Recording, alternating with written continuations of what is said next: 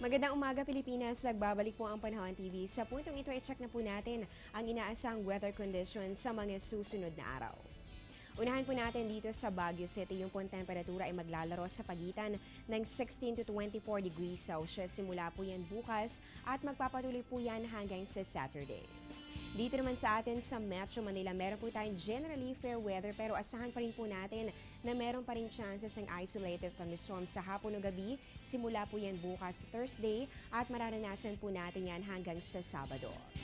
Dito naman sa Metro Cebu, mainit po ang panahon sa 24 to 33 degrees Celsius. Simula po yan bukas hanggang sa Saturday. Habang dito naman sa Metro Davao, magpapakita po si haring araw pero meron pa rin pong chances ng isolated rain showers or thunderstorms simula yan Huwebes hanggang sa Sabado. At panghuli po natin sa may Zamboanga City, asahan po ninyo ang temperatura ng aabot ng 23 to 33 degrees Celsius simula yan bukas hanggang sa Saturday. At ngayon po i-check po natin ang nilalaman ng farm weather forecast ng Pag-asa. Ayon po dito, ang buong bansa po ay makakaranas ng 17 to 25 degrees Celsius. Dito yan sa upland farms, habang na lowland farms po natin meron yan 25 to 35 degrees Celsius. Sa ating humidity, yan po ay maglalaro sa pagitan ng 50 to 90% at yung leaf wetness sa abot po ito ng hanggang 4 na oras. At ngayon po i-check naman po natin ang inaasang agwat ng temperatura sa iba't ibang bahagi ng bansa. Unahan po natin dito sa Luzon para po dyan sa Legazpi, mataas po ang temperatura ng abot ng 27 to 33 degrees Celsius. Habang dito naman sa bahagi po ng Baguio City, inaasahan po natin ang 17 to 22 degrees Celsius.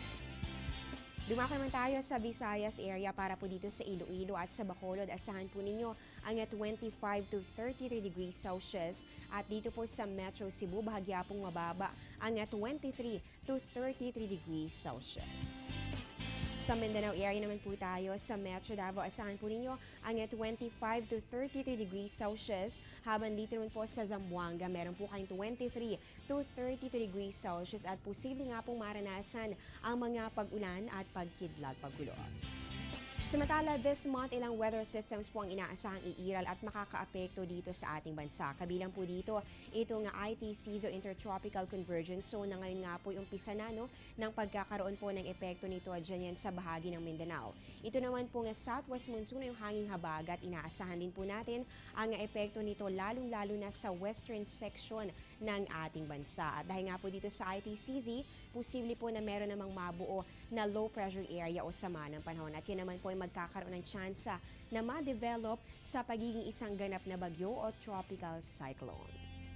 Dahil po sa hanging habagat, maaaring maranasan ng mga pag-ulan mostly dito po yan sa western section ng Pilipinas. At para po mabigyan kayo ng ideya kung gaano nga ba kadalas nating mararanasan ang rainy days, ayon po sa Pag-asa, ang average po nito ay aabot ng 16 to 20 days. Pero depende po yan sa inyong area. Kaya patuloy po nating babantayan ang update na ilalabas ng ating Weather Bureau. Ngayon po, dumako naman tayo sa tag-ulan indicators. Ano nga ba ang basihan ng Pag-asa bago ideklara ang onset ng rainy season? Kabilang po dito ang halos araw-araw na mga pag-ulan at pagkidlat-pagkulog. Andiyan na rin po ang presensya ng hanging habagat o southwest monsoon na makakaapekto lalong-lalo na sa kanlurang bahagi ng Pilipinas. Dapat maobserbahan din po ang hindi bababa sa 25 millimeters of rain sa loob ng 5 araw kung saan 3 sa mga araw na ito ay naka-accumulate ng at least 1 millimeter rainfall each day. Dapat po itong maitala sa 5 climate type 1 stations. Kasama po dito ang Lawag, Vigan, Dagupan, Iba, Mindoro Occidental, Ambulong, Iloilo at ganoon din sa Metro Manila. At kaugnay po niyan, ang criteria na ito ay dapat ding maobserbahan naman sa 2 out of 3 stations dito nga yan sa Metro Manila. Kabilang po dito ang Science Garden, Port Area at ganoon din ang Sangley Point. So yan po ang mga dapat munang makita o maobserbahan ng Pag-asa bago tuluyang maideklara ang onset ng rainy season. Magbabalik pa po ang Panahon TV pagkatapos ng ilang mga paalala.